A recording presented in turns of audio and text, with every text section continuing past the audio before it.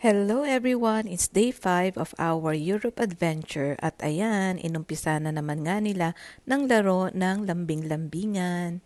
Yan, it's going to be a busy day today, full of food trip and adventures, so sama kayo sa amin!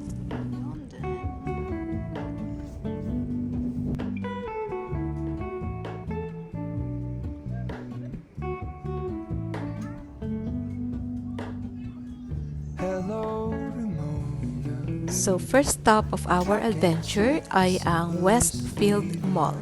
Dito natin titikman ang very famous English breakfast.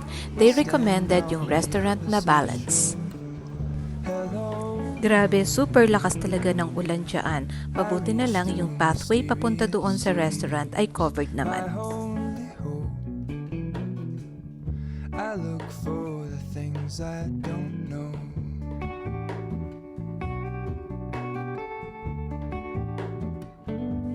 So finally, we're here. I am super excited.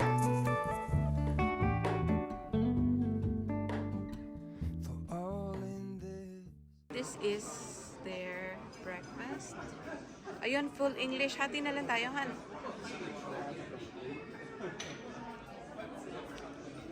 Iba yung sugar nila dito, guys. Oh. Buo-buo. Sabi nga nila, hindi kumpleto ang libot mo sa London kung hindi mo matry ang English breakfast nila.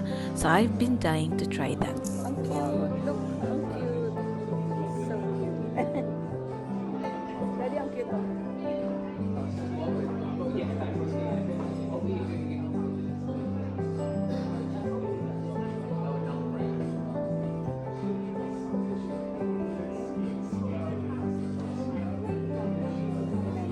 Ko, mababash na naman ako neto. 3 yung nilagay ko na sugar.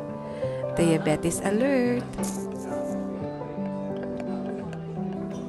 Tingnan nyo guys, ang cute ng restaurant nila dito. Very quaint. So, ayan si Ateng, happy-happy na naman kasi kakain na naman siya. Breakfast, they have poached egg, bread, sausage, and potatoes. There's also the mushroom, and of course, coffee. So, ayan, tingnan nyo naman kung gaano kalaki yung meal. Talagang dapat hati lang talaga kayo kasi it is indeed a big breakfast meal.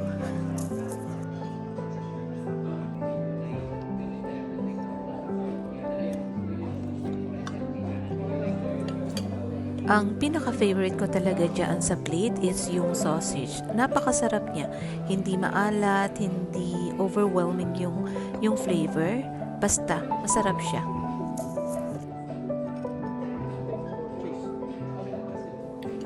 Yung ham din masarap. Actually, lahat masarap. Wala namang hindi yata masarap para sa akin no? Wala Food is life talaga. Actually, pwede nga nating i-revive ito sa bahay natin kasi ang nadagdag lang talaga sa kanya is yung beans. But, no, I think yung sausage, wala pa akong natikman na ganun kasarap na sausage dito. So, yan nga pala yung binayaran namin, nasa 24 euro. Ang napansin ko dito, parang automatic na talaga yung tip sa kanila. And that's okay, kasi the service is good, the food is good, so I really don't mind. O, syempre, it's time for another washroom tour. Ang nakakatuwa dito, kakaiba talaga yung washroom nila kasi yung flush, hindi ko inahanap ko, yun pala, nandun siya sa bandang taas. Tingnan nyo guys, kakaiba no?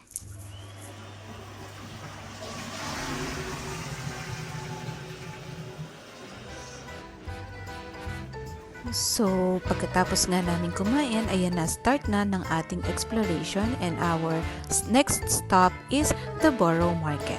As you all remember, nanggaling na kami dyan last Monday, but since most of the stalls are closed, bumalik talaga kami para matikman ang famous paella.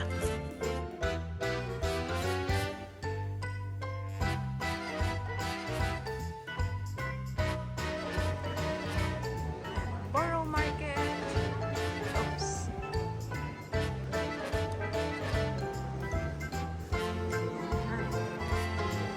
tourist dito, so huwag kayong mahihiya mag-picture. Because you're only here once. Yan. So, hinahanap namin yung paella. Sarap daw kasi yung paella dito. You know, this place is giving me the Pike Place Market vibe, yung nasa Seattle, Washington. I really like how the place is so lively and vibrant. And finally, we found it, the famous paella. Can't wait to taste it. Is mas popular bomba paella.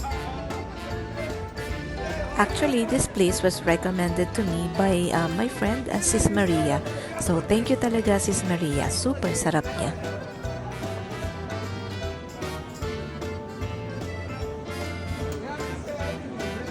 Can I try now? So, meron nga din pala silang free taste at nanghingi nga rin ako ng free taste pero I know for sure naman na bibili rin ako.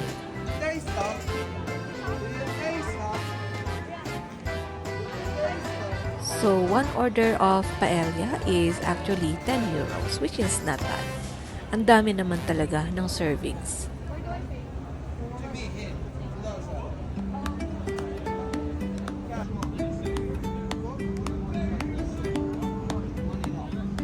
So big.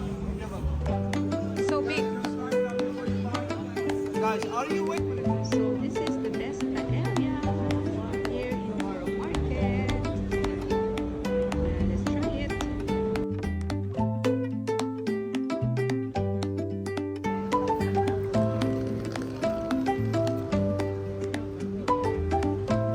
This is chicken.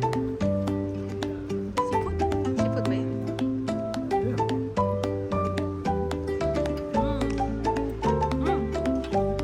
This is chicken, Daddy.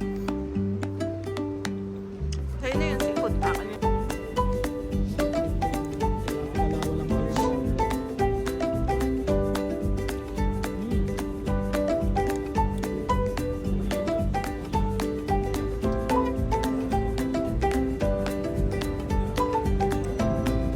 This chicken.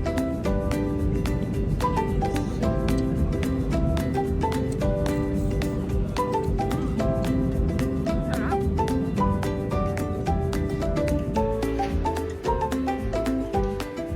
So, ito yung paella.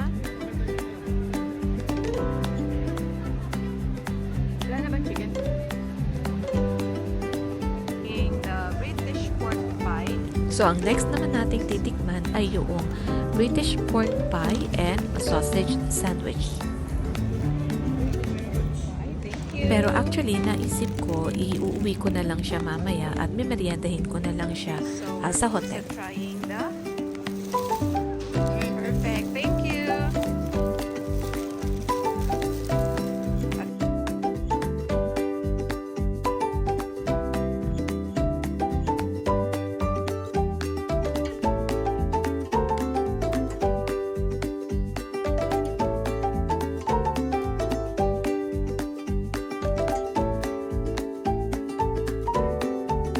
So, okay. So, ito naman, fish and chips. Potato merchants. Okay, Daddy, let's try it. Ano yan? What's this?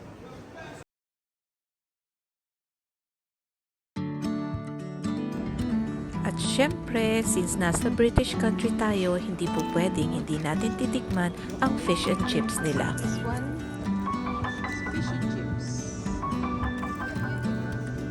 Ito yung tartar sauce. Is it good? Let's try.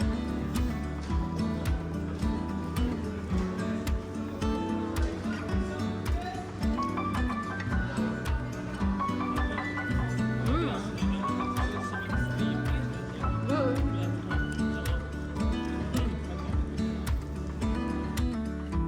The fish and chips were okay, nothing really spectacular about it. I've had better ones here in Canada, but it's always worth the try.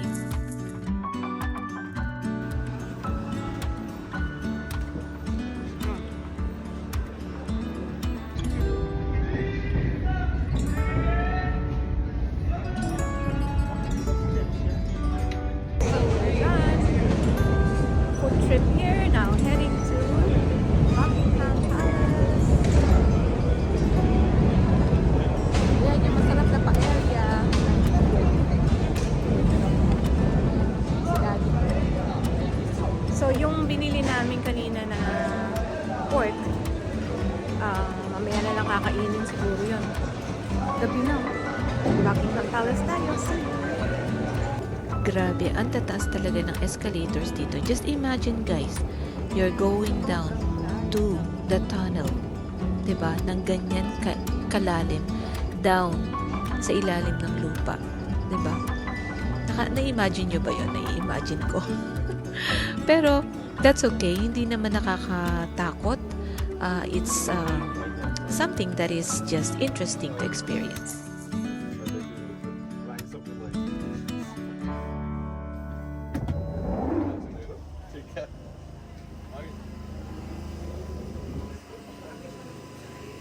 You see, sabi ko sa inyo talagang dito, lakad, lakad, lakad, lakad. Yun naman talaga ang essence ng travel, to explore and see the beautiful areas of that country.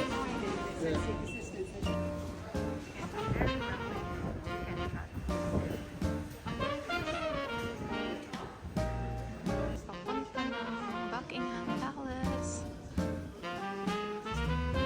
Careful, it's slippery. It's too cold. Ginabi na kami. Inuna ang food trip. It's cold. Nice. This is the Buckingham Palace. Gabi na nga lang. And finally, we are here at the famous Buckingham Palace. Guys, we're here at the Buckingham Palace now. Gabi na nga lang kasi food trip kami. Ayun yung ano, I don't know kung anong statue. Yan, oh.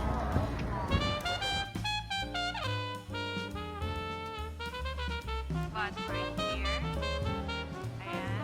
Padal, picture ang kita. The front of Buckingham Palace. Ayan. So, ito yung statue.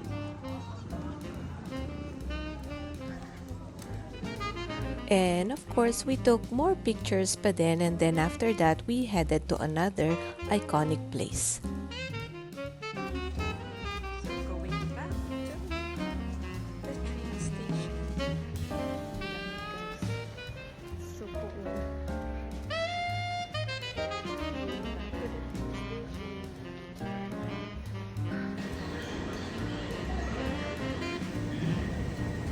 And the next place to check out is the Covent Garden.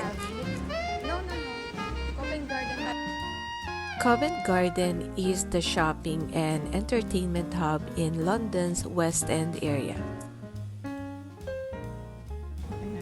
Dito rin makikita ang mga high-end restaurants like Gaucho na nakikita ko lang sa mga vlogs ni Tita Small Laude.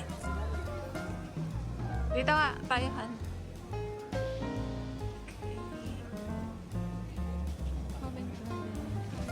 So, nag-ikot-ikot nga lang kami dyan, and dito rin nga pala makikita yung Royal Opera House, which we will check out later on. Maganda sa gato.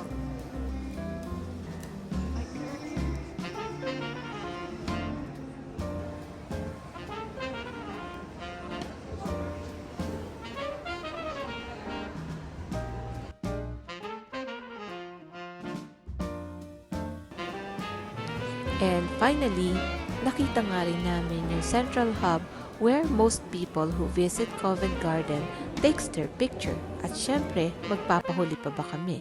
Picture-picture din kami syempre. Hindi lang naman puro high-end ang nandito. Of course, meron ding cheaper options or parang baratilyo.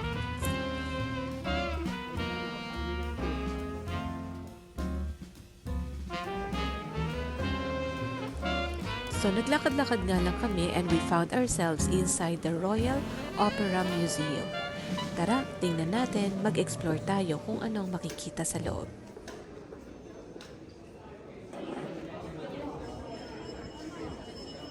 So, basically, dito makikita yung mga theaters, pang opera, and mga ballet shows, yung mga ganon, ano. So, dito lang kami nagstay sa parang lounge area nila, and even the lounge, napaka-elegante talaga at napaka-classy.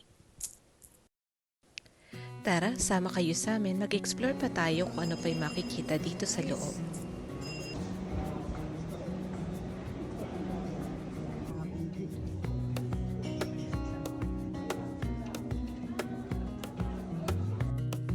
At syempre, hindi mawawala ang picture-picture. Tingnan nyo naman ano, ang gaganda ng mga architectural designs. So classy and elegant.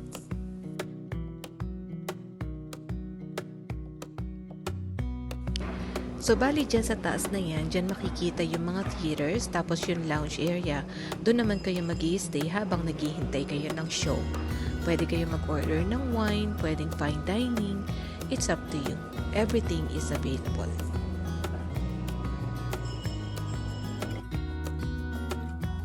So, since we still have time, napag-decide namin ni Daddy to visit the other parts of London. So now, we are heading to Notting Hill. O diba, sulit na sulit ang oyster, diba? Laki ng gastos natin yan kung lagi tayong magta-taxi or mag-u-Uber. So, sino sa inyo ang nakapanood ng movie na Notting Hill? O diba, relate kayo? Nakakatuwa lang na finally nakita ko na yung lugar kung saan it was filmed. Unfortunately, hindi namin talaga makita yung colorful houses kasi super gabi na. Pero kung umaga yan yung mga colorful houses along the Portobello Market. Mas maganda talaga kung morning tayo pala pupunta dito para makita talaga natin yung mga colorful houses. Actually, hindi siya dito sa Portobello Market. Yung actual colorful houses na iconic talaga nandun daw sa area ng Lancaster na hindi na namin napuntahan. But anyway, we just decided to have coffee and have some snacks and mag-rest nga muna dito sa cafe na ito na nakita namin along the Portobello Market area. At least, masasabi ko na sa sarili ko, nagpunta ako sa Notting Hill para lang magkape. O diba, ang sosyal? Dito na nga rin pala kami bumili ng mga souvenirs kasi napansin namin na super mura lang dito compared sa prices sa downtown London. So, sulit na rin yung punta namin. We were hoping na babalik sana kami during the morning para makita nga yung iconic colorful houses at saka yung blue door. Pero hindi na rin kami natuloy kasi nawalan na kami ng enough na time. Let's try yung sausage na binili natin sa So, right after Notting Hill, umuwi na nga kami at ayan nga, tinitikman ko yung sausage sandwich na binili namin kanina sa Borough Market. Pero yung isa, iuwi ko sa mga bata para makatikim din sila. But anyway, so this ends our day 5 of our Europe adventure.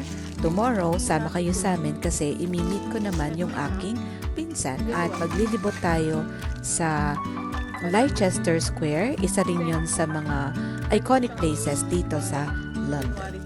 See you again tomorrow. Bye for now.